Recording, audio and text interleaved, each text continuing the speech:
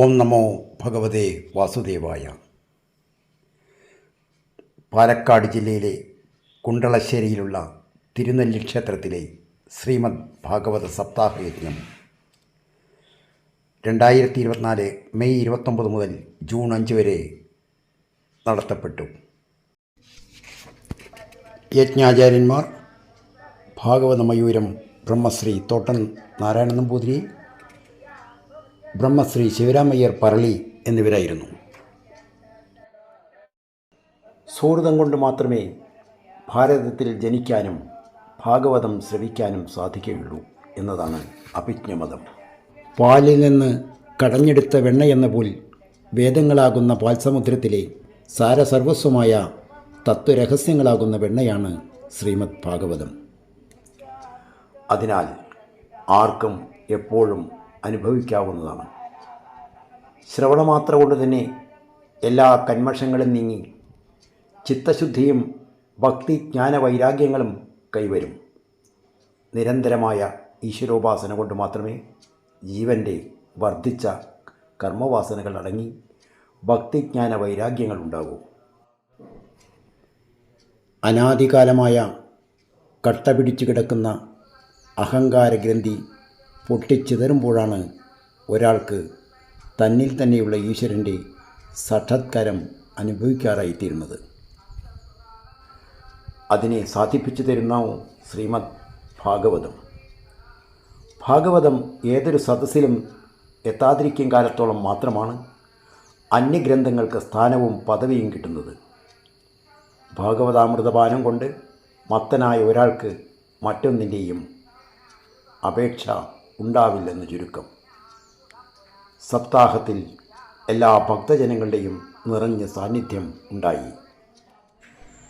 ഭക്തജനങ്ങളോട് ഒരു വാക്ക്. ശ്രീമദ് ഭാഗവത സപ്താഹവേദികളിൽ എത്ര ദൂരത്തായാലും കഴിയുമെങ്കിൽ പങ്കെടുക്കണം. നമ്മുടെ കുട്ടികളെയും പങ്കെടുപ്പിക്കണം. നിങ്ങളുടെ ഓരോ വീടുകളിലും ശ്രീമദ് ഭാഗവത ഗ്രന്ഥം ഉണ്ടായിരിക്കണം. അത് കുട്ടികളെ പഠിപ്പിക്കാൻ ശ്രദ്ധിക്കുകയും വേണം. ഹരി ഓം. സാക്ഷാൽ കൈവല്യമടിദീപികേ വായിലാം കുന്നിരമർന്നുള്ളോരോങ്കാരപ്പൊരുളേ തുഴാം.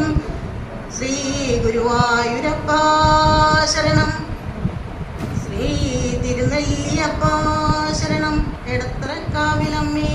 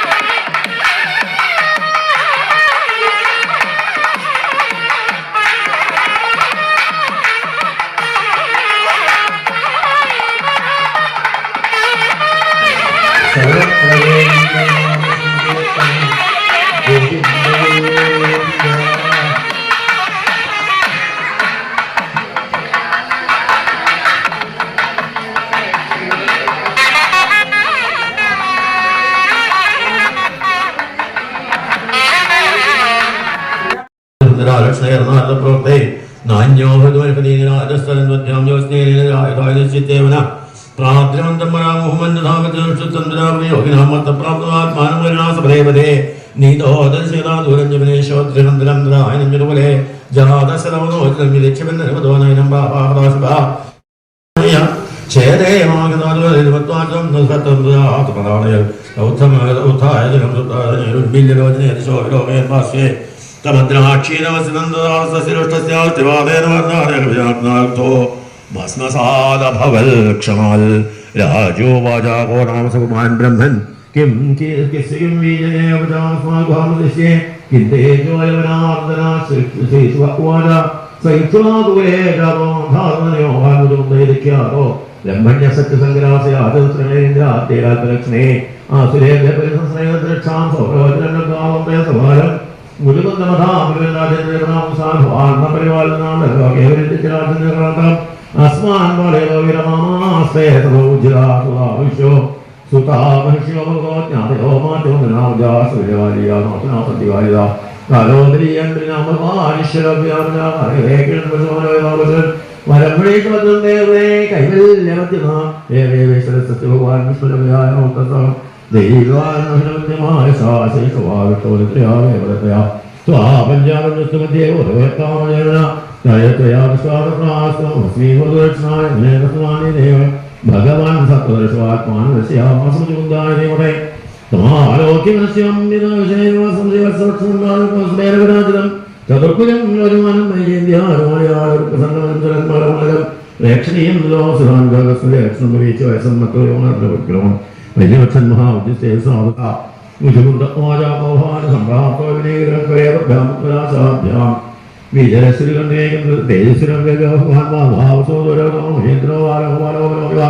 मन्ये त्वां देवदेवानां देवानां पुरुषर्वमिद्वासे महात्मन्दमदेवपवयायः विश्वसामगणेव स्वामनरुद्वागर्मामोत्रमात्रनामिद्वर्धे नयनं दुषभ्याखत्वा ऐक्ष्वागाक्षत्रं दवा मुझुन्दे प्रोक्तोयवनाश्वाकरप्रभो विरपयालसादवन्द्रो वधेन्द्रियाशयस्मिन्नेकामम् केनाप्युत्थाय गोधनासोऽस्मेतोनमपीन वर्धनम् अनन्तरं भवान् श्रीमानलक्ष्मीवान्तसाप्तादेवालयविषयेणाविष्कृतं हतो भावन्नीयोदेयं जयन्तुभाषणराज्ञाभवान् प्रत्याह वसन्वाण्याश्री भगवान् वाजा जन्मलं मार्गानां सन्ध्येकसहस्रजालशक्तिं देवसंख्यात्मनकाकर्मयाभिः कलिद्वाब्जुर्मिणे मत्स्यमान्यजन्मे मार्गानानि जन्मानि कलविजन् कालत्रयोमन्नानि जन्मकर्माणि अनुक्रमन्दो नैवान्तं गच्छन्ति ब्रह्मर्षयः अततदाप्यतिर्वाच्यङ्गा तथाप्यतिर्वाच्यङ्गा ऋषगतो मावित्यावतो विजन्येनोविलोकन्तमूर्तये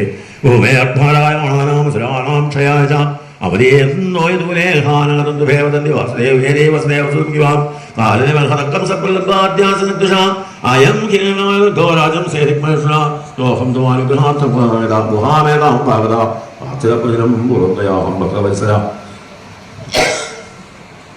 अजान्मुनीश्वराचरिषे सर्वान् कामान् ददामि ते मां प्रपन्नो जनकस्यन्नवयोर्हृदिशोचितं श्रीशोकमाच इत्युक्तसम्मलम्याहमचुन्दो मुदान्निदाज्ञात्वा नारायणं देवं दीर्घवाक्यमनुस्मरन् मुजुन्दमाच विमोहितोऽयं जनैशमायया त्वदीया त्वां न भजत्यनर्थविक् सुखाय दुःखप्रवेशदज्यते हेतुयोचल्पुरुषस्य वञ्जिता यद्वादनो दुर्लभात्रमान् सङ्गजन्तव्यक्तमयुक्तमनः पादारविन्दन्न भजत्य सन्नगृहान्धोमेव दिनो यथा पशु नमैशकालोयस्वरभगदायस्योर्नात्मदस्सभूपते नृत्यास्वब्धे सददारोषभूषा सज्जानस्य दरन्दचिन्तया कले परेऽस्मिन् खडुब्धन्दिवे निरूढमानो नरदेवैद्यम् व्रतो रथेभाष्यवदात्यनीकमेर्गां मण्डलं स्वागणयन्तु ब्रह्मद प्रमुक्तमुच्चैरतिरुत्यजन्तया प्रवृद्धलोकम् विषयेषु दानसंगोत्तमसहस्राविरुद्धते तुल्येयमानोनियोमन्दरा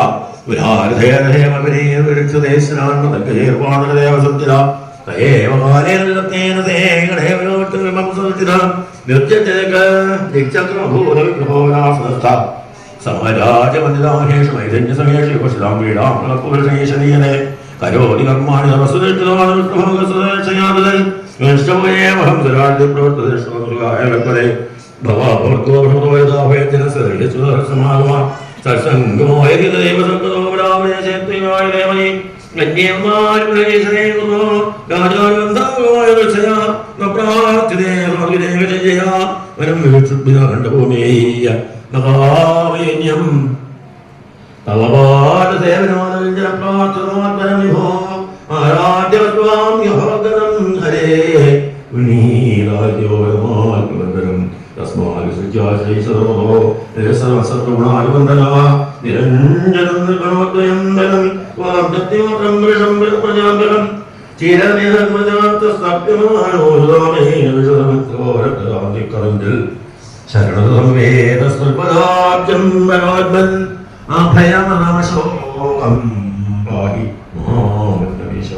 ശ്രീ ഭഗവാൻ മഹാരാജ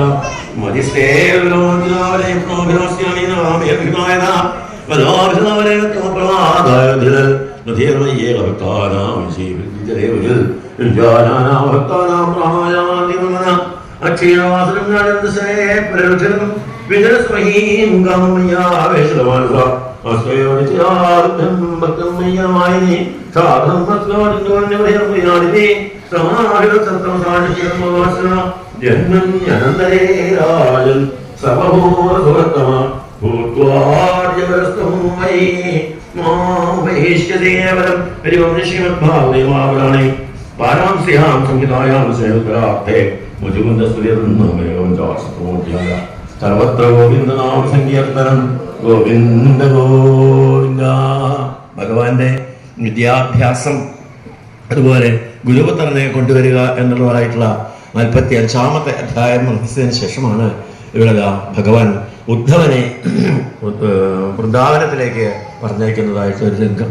ഉദ്ധവനെ വിളിച്ച് ബുദ്ധിസത്വമായിട്ടുള്ള ഉദ്ധവനെ വൃന്ദാവനത്തിലേക്ക് പറഞ്ഞയച്ച് എന്തിനു വേണ്ടിയിട്ടാണ് വൃന്ദാവനത്തിലേക്ക് പറഞ്ഞയക്കുന്നത് എന്നൊക്കെ ചിലപ്പോൾ നമുക്ക് സംശയം തോന്നും. കാരണം എന്താ വെച്ചാൽ ഉദ്ധവന് ചിലരൊക്കെ പറയാറുള്ളത് ഉദ്ധവന് ഭക്തി പഠിക്കാൻ വേണ്ടിയിട്ടാണ്. ഉദ്ധവന് ഭക്തി ഇല്ലാഞ്ഞിട്ടല്ല. ഭക്തിദ്രേകം സകലഭുവനെ ദുർലഭം ദർശയിഷ്യൻ.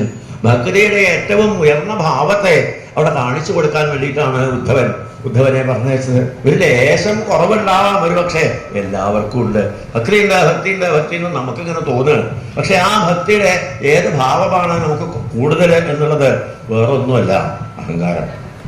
അതാണ് ഒരു ലേശം നമുക്ക് കൂടുതലുള്ളത്. ഭക്തി അതിൻ്റെ താഴെ നിൽക്കുന്നുള്ളൂ. നേരെ മറിച്ച് ഭക്തി മുകളിലേക്ക് നിൽക്കണം. അതാണ് ഭക്തി ഉദ്രേകം സകലഭുവനെ ദുർലഭം ദർശയിഷ്യൻ. ദുർലഭമായിട്ടുള്ളതാണ് ഭക്തിയുടെ ആ ഉയർന്ന ഭാവം. അതൊന്ന് കാണിച്ചു കൊടുക്കാനാണ് എന്നുള്ളത് ഭട്ടതിരിപ്പാട് തുറന്നങ്ങൾ പറഞ്ഞു. അതുകൊണ്ടാണ് ഭട്ടതിരിപ്പാടിനെ നമസ്കരിപ്പിക്കാൻ സാധിച്ചത്. കാരണം ഉദ്ധവന് ഗോകുലത്തിൽ പോയിട്ട് താമസിച്ചു. എത്ര കാലം? തതിജിൻ മാസാൻ, കുറച്ച് മാസം അവിടെ താമസിച്ചു. എന്തുകൊണ്ടാണ് താമസിക്കാൻ തരായത്? അവിടെ ഗോപികമാരുടെ ആ ഭക്തിയും അവരുടെ ആ സാമീപ്യവും ഉദ്ധവന് ഭഗവത് സാമീപ്യമായിട്ട് തോന്നി. ഇല്ലെങ്കിൽ യുദ്ധം പോലും വിട്ടുനിൽക്കാൻ പറ്റാത്തതായിട്ടുള്ള ഉദ്ധവന് ഇവിടെ കതിജിൻ മാസാൻ വൃന്ദാവനത്തിൽ പോയിട്ട് താമസിക്കാൻ സാധിച്ചു എന്നുണ്ടെങ്കിൽ എന്തായിരിക്കും അതിന് കാരണം?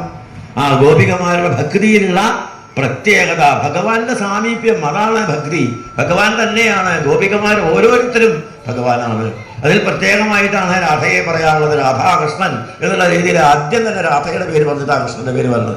അതുകൊണ്ടാണ് ആ വൃന്ദാവനത്തിൽ അവിടെ ചെന്നു കഴിഞ്ഞ സമയത്ത് അവിടുത്തെ ആ ഓരോരോ ഭാവങ്ങളും ആദ്യം നന്ദഗോപരിയും യശോദയും കണ്ടു കഴിഞ്ഞ സമയത്ത് തന്നെ മനസ്സിലായി. എന്ത്?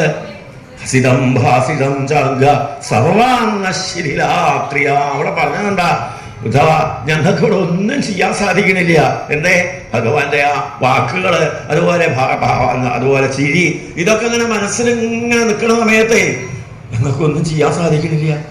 എല്ലാം ചെയ്യണില്ലേ? ഭഗവാൻ ഇവിടെ വരുന്നു വിചാരിച്ചിട്ട് ആളെ നോലപ്പേര് ശർക്കരപ്പേര് വരട്ടി എല്ലാ സാധനവും ഞങ്ങൾ ഉണ്ടാക്കി വയ്ക്കും. എന്നിട്ടോ കഴിക്കാതിരിക്കുന്ന സമയത്ത് ഭഗവാനെ ഓർമ്മ വരും. ആദ്യത്തെ ഉള്ള ഒരുക്കുന്ന സമയത്ത് അച്ഛാ ആദ്യത്തെ ഉള്ള എനിക്ക് എന്നും പറഞ്ഞുകൊണ്ട് അവിടെ വരണ സമയത്ത് എങ്ങനെയാ ഞങ്ങൾ കഴിക്കുക? ഇങ്ങനെ ഓരോന്നും അവരുടെ ഭക്തി.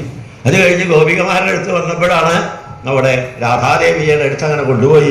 ആ രാധാദേവിയുടെ മുമ്പിലങ്ങനെ ചെന്ന് കഴിഞ്ഞ സമയത്ത് ഉദ്ധവൻ ആകപ്പാടക്കൂടി എവിടെ ആ വെളുത്ത വേഷത്തില് ചാരിയിരിക്കുന്നതായിട്ട് രാധയുടെ അടുത്തേക്ക് ഉദ്ധവൻ വരുന്നു കണ്ടപ്പോൾ രാധാദേവി പറഞ്ഞു, മധുപകിതവബന്ധോ മാസ്പുശാങ്കരിയും, എന്റെ കാല് തൊട്ടുപോകരുത് വണ്ടേ എന്ന് പറഞ്ഞുകൊണ്ട് ഉദ്ധവനെ ഉണ്ടാക്കി കണ്ടു, അതോ ഭഗവാനെ ഉണ്ടാക്കിയിട്ട് കണ്ടോ എന്നുള്ളത് നമുക്കറിയില്ല.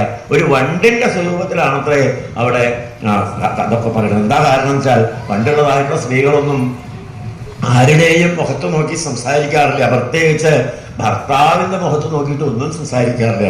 ഇവിടെ കാണുന്ന ഉദ്ധവനെ അവിടെ ഭഗവാൻ സാമീപ്യത്തോട് കൂടിയിട്ടുള്ള ഭഗവാനായിട്ടാണ് അവിടെ കാണുന്നത്.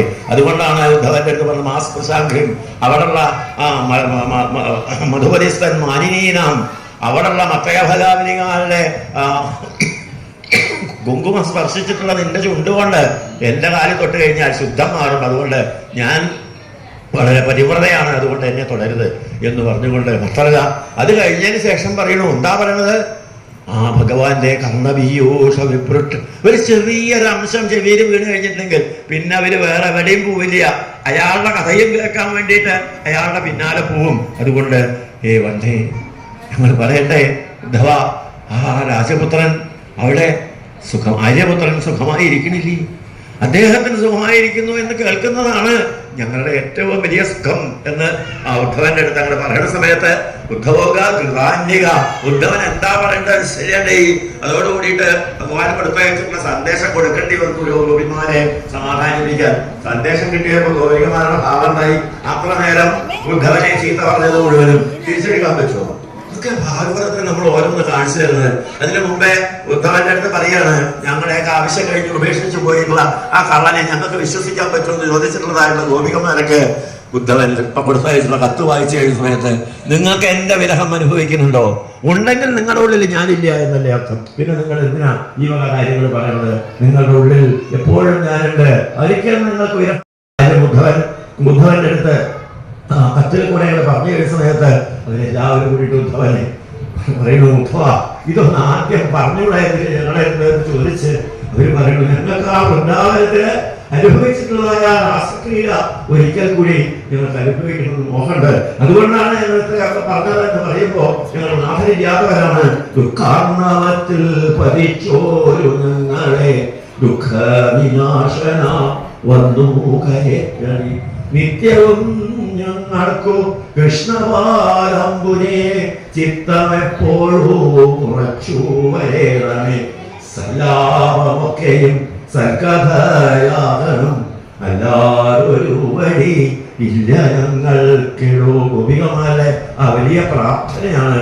ഈ സംസാരത്തിൽ കിടന്ന് വട്ടം തിരിയണ ഞങ്ങൾക്ക്, ഞങ്ങളുടെ സംസാരം മുഴുവൻ സംസാരത്തിൽ കിടന്ന് വട്ടം തിരിയും ഞങ്ങൾക്ക്, ഞങ്ങളുടെ സംസാരം മുഴുവൻ ഭഗവത് പ്രകീർത്തനങ്ങളായിട്ട് മാറണം എന്ന് പറയുമ്പോ ഏതാ സംസാരം? ഏതാ സംസാരത്തില് സംസാര സാഗരെ മൊത്തം പറയുമ്പോ നമ്മളിവിടെ വായിക്കാൻ വന്നു കഴിഞ്ഞിട്ടുണ്ടെങ്കിൽ നമുക്ക് സംസാരം ഉണ്ടാവില്ല അല്ലേ? ഈ സംസാരത്തിനെ ഒന്ന് നേരെയാക്കണം എന്നാ പറഞ്ഞതേ. അവിടെ ഇവിടെ ഇരുന്നിട്ട് വർത്തമാനം പറയുന്നില്ലേ? അതിനെയാണ് സംസാരം എന്ന് പറയുന്നത്.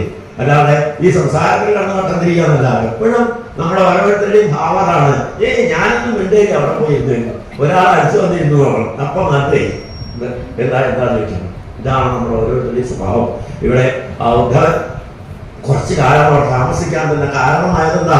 ഗോപികമാരുടെ ആ പ്രേമഭക്തിയിലുള്ള അലിവ് ഒന്ന് നമസ്കരിക്കാൻ നിർത്തിയാണ് ഉദ്ധവൻ ആ ഗോപികമാരോട് പറയുന്നത്. ഈ ഓരോന്നും ഭഗവാനെ തന്നെ ചിന്തിച്ചുകൊണ്ട് ചെയ്യുന്നതായ നിങ്ങളുടെ വാദത്തിൽ നമസ്കരിക്കാനുള്ള യോഗ്യത എനിക്കില്ല. അതുകൊണ്ട് ഇതാ ആ ഗോപികമാരുടെ ഒരു മണൽത്തരി എടുത്തിട്ടാണ് അത്രേ ഉദ്ധവൻ ശിരസിൽ വെച്ചുകൊണ്ട് അതിന് മുമ്പിൽ വെച്ചുകൊണ്ട് അങ്ങനെ നമസ്കരിക്കുന്നത് കണ്ടു കഴിഞ്ഞിട്ടുണ്ടെങ്കിൽ വന്ദേ നന്ദോരജ സ്ത്രീനാം ഹരികഥോൽഗീതം പുനാദിഹുവനത്രയം. ഈ മൂന്ന് ലോകങ്ങളെയും പുണ്യമാക്കി തീർക്കുന്നതായിട്ടുള്ള ആ ഗോപികന്മാരുടെ പാദത്തിൽ അല്ല, അവരുടെ പാദരേണുവിനെ ഒന്ന് നമസ്കരിക്കാമെന്ന് ഉദ്ധവൻ ഉദ്ദേശിച്ചു. പക്ഷേ ഭഗവാൻ ഉദ്ധവന്റെ അടുത്ത് ചോദിച്ചു, ഉദ്ധവൻ നമസ്കരിക്കണം തോന്നുന്നുണ്ടോ എന്നാണ് ചോദിച്ചു കഴിഞ്ഞ സമയത്ത് പട്ടേരിപ്പാട പറഞ്ഞത്, ദേവം ഭക്തി സകലഭുവനെ നിക്ഷിതാനശ്രുതാവാം. ഒരിക്കലും കാണാൻ പറ്റാത്തതായിട്ടുള്ള ആ ഭക്തി ഗോപികാഭ്യോ നമോസ്തു. ആ ഗോപികമാരെ നമസ്കരിപ്പിച്ചു ഉദ്ധവനെ കൊണ്ട്. ഭക്തനും ഭഗവാനായിട്ടുള്ള വ്യത്യാസം. ഒരു ഭക്തന് മറ്റൊരു ഭക്തന്റെ ആവശ്യം എന്നുള്ളത് അറിയും. ഈ രണ്ട് ഭക്തന്മാരുടെയും ആവശ്യം ഭഗവാനും അറിയും. അതാണ് അവസരം.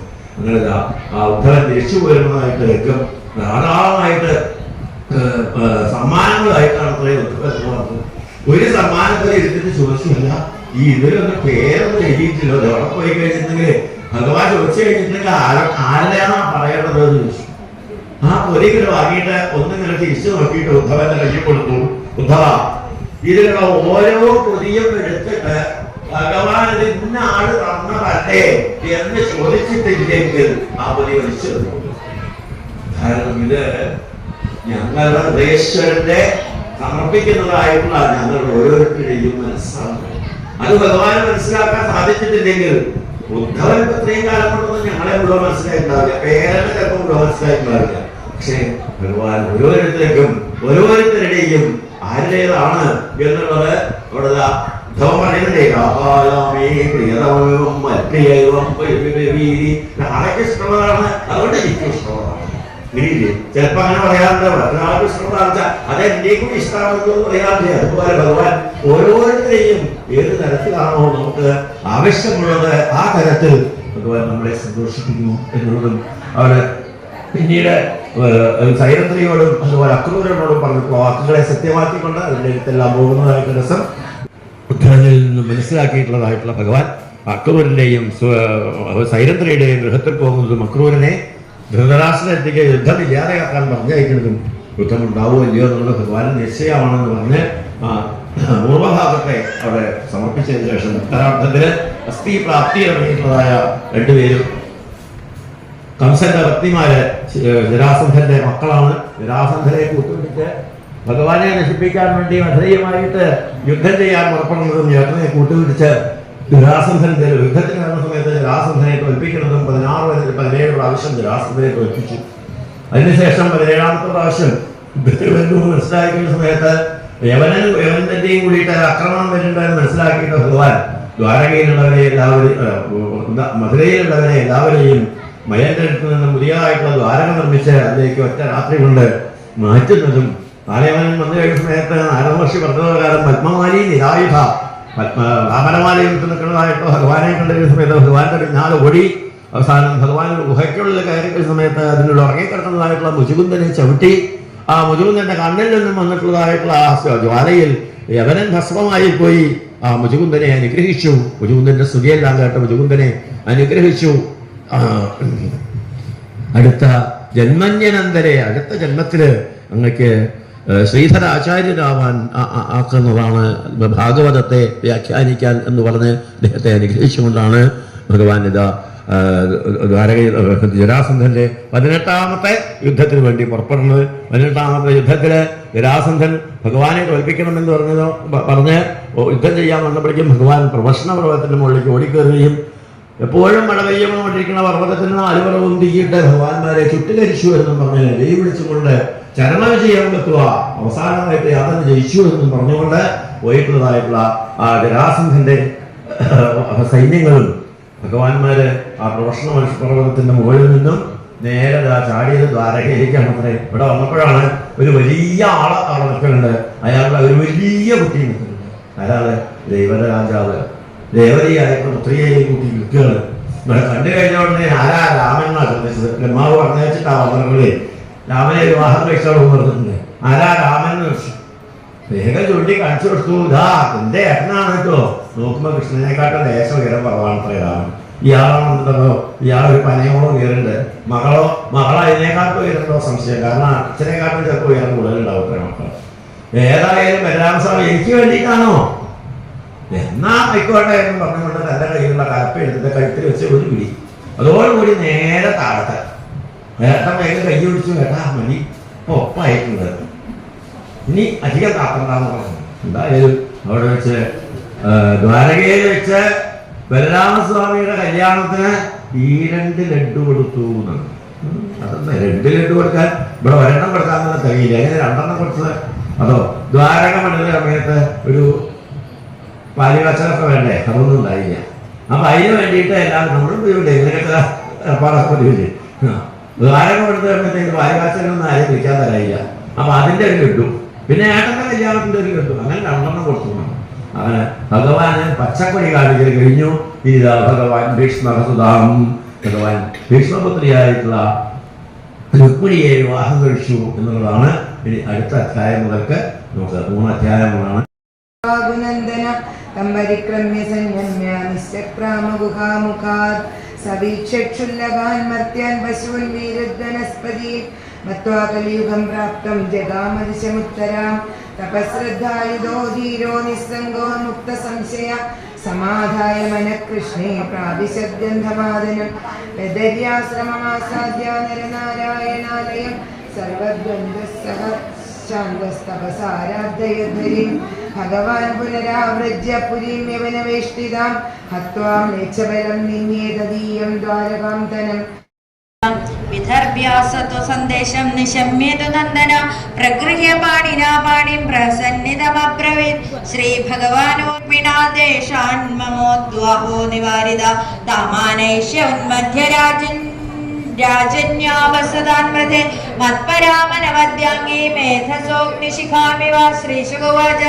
ഉദ്വാഹക്ഷവിജ്ഞായ രുക്മിണ്യാ മധുസൂദന രഥസംയുജ്യതാമാശുദാരുഗേദ്യാവസാരഥേ സജാശ്വൈശൈവ്യസുഗ്രീവമേഘപുഷ്പവരാഹകേ യുക്തം രഥമുപാണീയ തസ്ഥോ പ്രാഞ്ജലിരഗ്രതം ആരുഹ്യസുന്ദരം ശരീർനിജമാരോപ്യതോർണകേ ആനർത്താദേകരാത്രേണ വിദർഭാനഗമദ്ധയൈ രാജാസകുണ്ഡിനപതി പുത്രസ്നേഹവശം ഗത ശിശുപാലായ സ്വാം കന്യാം ദാസ്യൻ കർമാണ്യകാരേത് പുരം സംമൃഷ്ട സംസിക്തമാർഗരഥ്യാ ചതുഷ്പദം ചിത്രധ്വജപതാഖാഭിസ്തോരണൈ സമലം കൃതം സ്രഗന്ധമാല്യാഭരണൈർവിരാജോംബരഭൂഷിതൈ ജുഷ്ടം സ്ത്രീ പുരുഷൈ ശ്രീമദ്ഗൃഹൈരഗരുധൂപിതൈ പിതॄൻ ദേവാൻ സമഭ്യർച്ച വിപ്രാംശ്ച വിധിവൻ നൃപ ഭോജയിത്വാ യഥാന്യായം വാചയാമാസ മംഗളം സുസ്നാദാം സുതദീം കന്യാം കൃതകൗതുകമംഗളാം മഹദാം ശുകയുഗ്മേന ഭൂഷിതാം ഭൂഷണോത്തമേ ചക്രോത്സാമയജുർമന്ത്രേ ബദ്ധ്വാ രക്ഷാം ദ്വിജോത്തമ പുരോഹിതോധർമ്മവിദ്വൈ ജുഹാവഗ്രഹശാന്തേ ഹിരണ്യരൂപ്യവാസാം സീത്തിലാംശ്ച ഗൂഢമിശ്രിതൻ പ്രാതാധേനുശ്ച വിപ്രേഭ്യോ രാജാ വിധിവതാംഗര एवं चेतिपति राजा तमघोषसुताय कारयामास मन्त्रज्ञे सर्वमभ्युदयोजित मदच्युद्भिर्गजानीकैश्चन्द्रेर्हेममालिभिः पत्यश्च सङ्कुले सैन्ये बलीदकुण्डिनमेव तं वै विदर्भाधिपति सामभ्येत्यापि पूज्य च निवेशयामास मुदा कल्पितान्यनिवेशने तत्र स्वलोचरासन्तो दत्तवक्त्रो विदूरता आजन्मुश्चैत्यपक्षीया पौण्ड्रगाद्या सहस्रश कृष्णरामतिशो यत्वा कन्यां चैद्याय साधितमेत्यागत्य हरे कृष्णो रामाद्यैरेतुभिर्वृतं योत्स्याम संहृदास्तेनेति निश्चितमानसा आचन्मुर्भूभुज सर्वे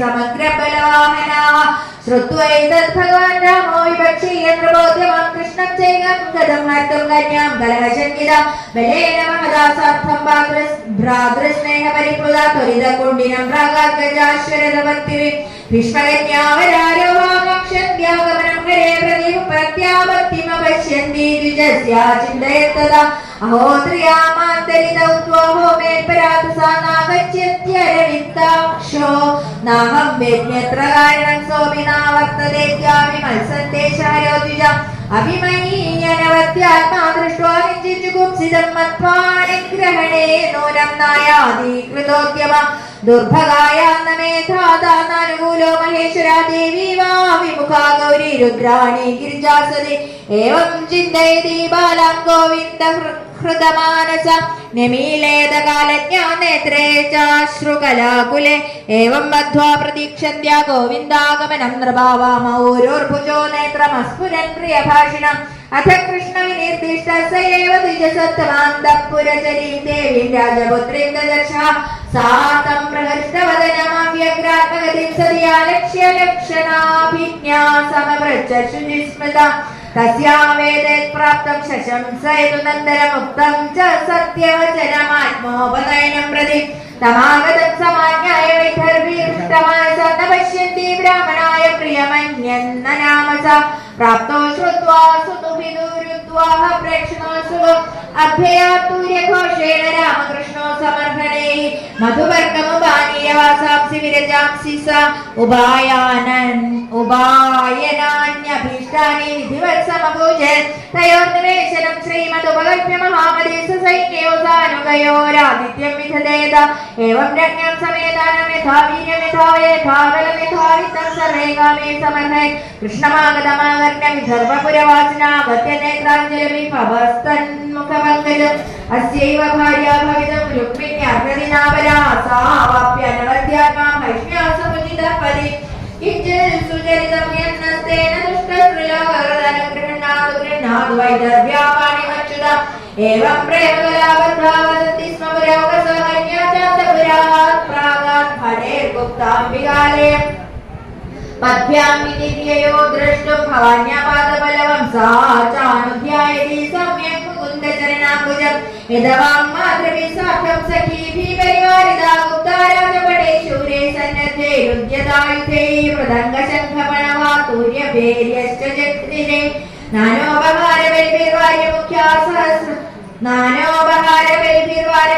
सहस्रगन्धवस्त्रावरणेर्द्विजवत्यज्वलं कृता गायन्दश्च स्तुवन्तश्च गायका वाक्यवादगा परिवार्यवधुं जग्मुसूटमागतवन्दिना आसाद्यदेवि सदनं धौतवादगरां पूजा उपस्पृश्य शुचिशान्ता प्रेमेशाम्बिकान्तिकं तां वै प्रवेशो बालां विधिज्ञापि प्रयोषिता भवानीं वन्दयाश्चक्रोर्भवपत्नीं भवान्वितां नमस्ये त्वां विदेवीष्णं स्वसन्तानयुतां शिवां भूयाल्परिमे भगवान् कृष्णस्तदनुमोदताम् नमस्ये त्वाम्बिके भीष्मं स्वसन्तानयुतां शिवां भूयात् परिमे भगवान् कृष्णस्तदनुमोदताम् अभ्यर्गन्धाक्षदेर्भूतेर्वासस्रग्माल्यभूषणे नानोपहारबलिभिः प्रदीपावलिभिः प्रदक् विप्रस्त्रियवदिमदिस्तदा तैः समपूजैर्लवणापूपदा मूलकण्ठसूत्रफलेक्षुभिः तस्यै स्त्रियस्ता प्रददुःशेषां युजुराशिषां ताभ्यो देवी नमश्चक्रे शेषां च जगृहे वधू मुनिव्रतमभत्यक्त्वा निश्चक्रामम्बिका गृहात् प्रगृह्य पाणिना भृत्यां रत्नमुद्रोपशोभिनां तां देवमायामिव वीरमोहिनीं सुमध्यमां कुण्डलमण्डिताननां श्यामां निदम्बार्पितरत्नमेखलां व्यञ्जस्तनीं कुन्दलशङ्कितेक्षणां शुचिस्मितां बिम्बफलाधरद्युदिशोणायमानद्विजकुन्दकुट्मलां पदाचलन्तीं कलहंसगामिनीं शिञ्जत्कलानोरथामशोभिनां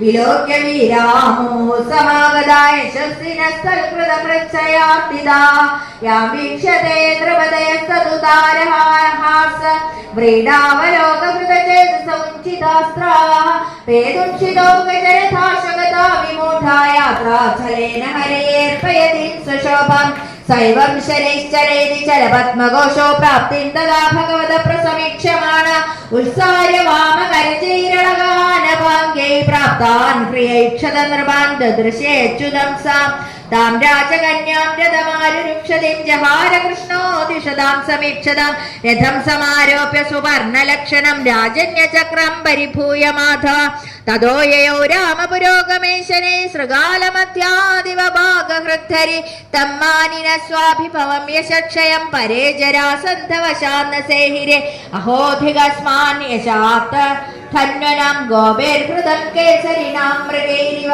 श्रीकृष्णार्पणमस्तु श्रीमद्भागवते महापुराणे पारमहंस्यां संहितायां दशमस्कन्धे उत्तरार्धे रुक्मिणीहरणं नाम त्रिपञ्चाशत्तमोऽध्यायः।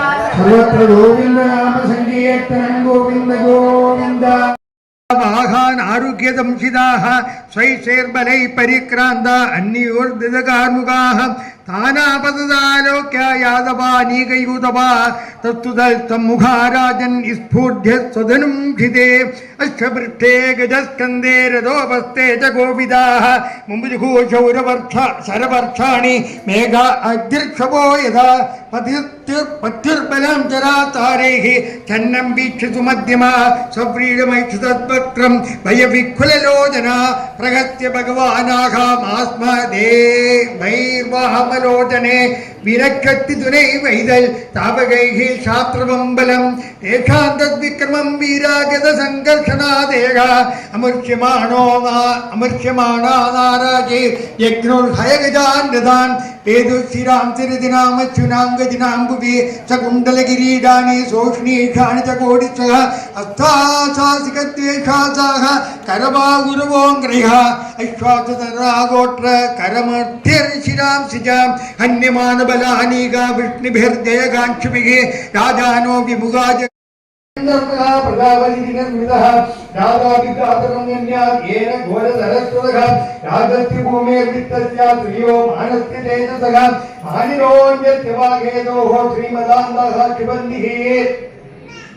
തവേയം വിഷ്മാബുദ്ധിഹി സർവഭൂതേഷു ദുർഘ്യതാം എൻ മന്യസേ സദാ ഭദ്രം സുഹൃതാം ഭദ്രമജ്ഞവൽ ആത്മമോഹോ നാമേധാ കൽപ്പിതേ ദേവമായ സുഹൃദൂർദാസീന ഇതി ദേഹാത്മാനാം ഏകയോ പരോക്ഷാത്മ സർവേഷാം അഭിലേഖിനാം നാനേവ വിജിതേ മൂഢേ യഥാ ജ്യോതിർ യഥാ നമഃ ദേഹ ആദ്യന്തമാനേധാ ദ്രവ്യപ്രാണമുഹാത്മകഃ ആത്മൻ അവിദ്യാകൃത സംസാര ഇതി കേഹിനം ആത്മനോന്യേന സംയോഗോ വിയോഗച്ഛാസുതകാ സദേ തദ്ദേ ദുഃഖാ സുതപ്രസിദ്ധേ ദുർഗാഭ്യാം യഥാ ഭഗവാൻ വിസ്മയസുതാം ഏവം നിത്യത്യ ഭൂവാൻ പുരമാനീയ വിധിവത് ഉപയേ മേ ഗുരുദ്വഹ സർവത്ര ഗോവിന്ദനാമസമേതം ഗോവിന്ദ ഗോവിന്ദ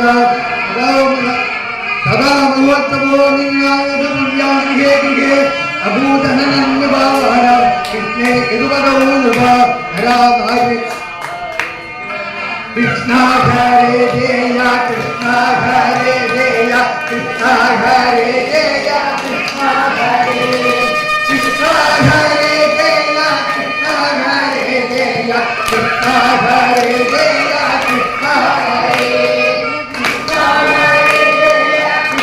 ഹരേ ജയ കൃഷ്ണ ഹരേ ജയ കൃഷ്ണ ഹരേ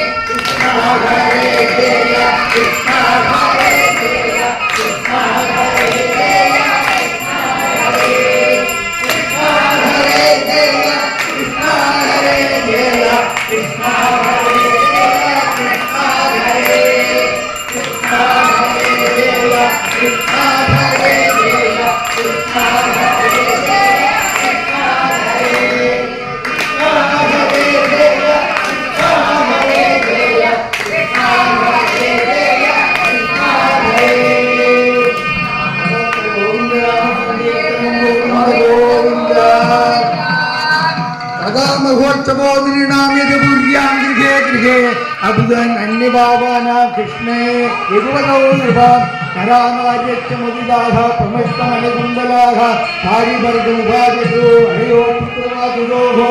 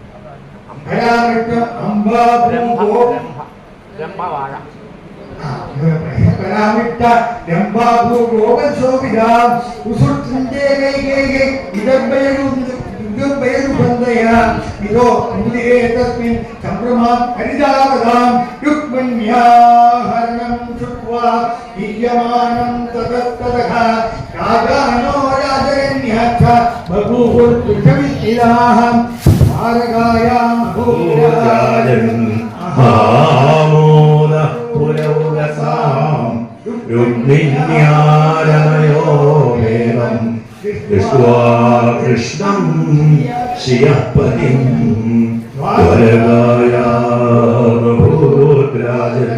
മഹാമോദ പുരൗകസാം രുക്മിണ്യാരമയോ വേദം കൃഷ്ണം ശിയപ്പതിം വരദായാഭൂ മഹാലോക പുരൗകസാം രുക്മിണ്യാരമയോപേരം ദൃഷ്ട്വാ കൃഷ്ണം ശ്രിയം പതിം. ശ്രീമദ്ഭാഗവതേ മഹാപുരാണേ പാരമചാന്ദ്രമുദായ ദശോത്തിന്റെ ഉത്രാടേ രുക്മണ്യുദ്വാരം നാമ ചതുപഞ്ചാശതമോധ്യായഃ സർവത്ര ഗോവിന്ദനാമ സങ്കീർത്തനം. ഗോവിന്ദ ഗോവിന്ദ. രുക്മിണി സ്വയംവരത്തിന് പറ നടക്കേണ്ടവർക്ക് പറ നടക്കാനുള്ള സമയമാണ് ഇപ്പോ. മംഗളം നൽകട്ടെ രണ്ടു പേർക്കും മംഗളമേവക്കും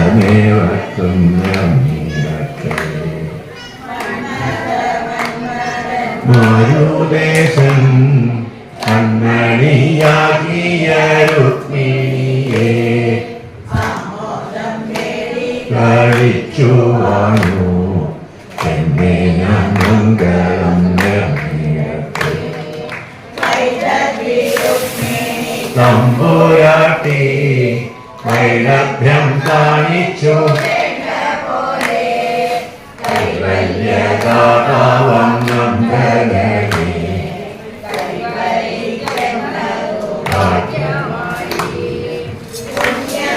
യാചിച്ചു മുരുകൻ പുണ്യപുണ്യത്തിങ്കൽ മാല ചാത്താൻ പുണ്യവും പുണ്യവും സമ്മേളിച്ചു.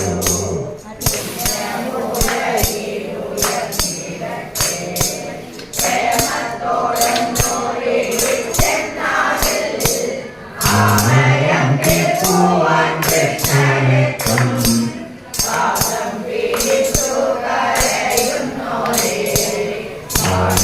ആദിപിടിച്ചവൻ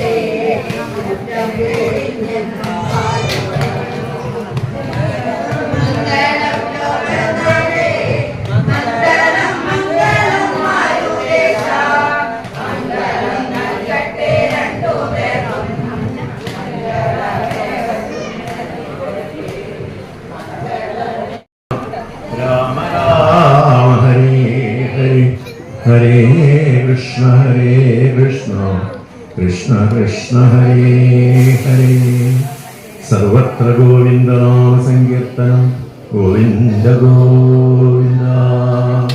രുക്മിണി കല്യാണം, രുക്മിണി സ്വയംവരം, സ്വയംവരം ഇങ്ങനെ പല പേരിലും അറിയപ്പെടുന്നതായ രുക്മിണി സ്വയംവരം നമുക്കിവിടെ അനുസ്മരിക്കാൻ ഉള്ള സമയം കൊണ്ട് നമുക്ക് എങ്ങനെയാണ് ഒരു ജീവനെ ഭഗവാൻ തൻ്റെ പരമാത്മാവായിട്ടുള്ള ഭഗവാനിലേക്ക് എങ്ങനെയാണ് ജീവൻ പോവാൻ, ജീവന് ചെല്ലാനുള്ള കൊതി, അതേസമയത്ത് എങ്ങനെയാണ് ഭഗവാനിലേക്ക് എത്തുന്നത്, അതിനുള്ള ഏതെല്ലാം തരത്തിലുള്ള ദൃഢത ഓരോ ജീവനും വേണം.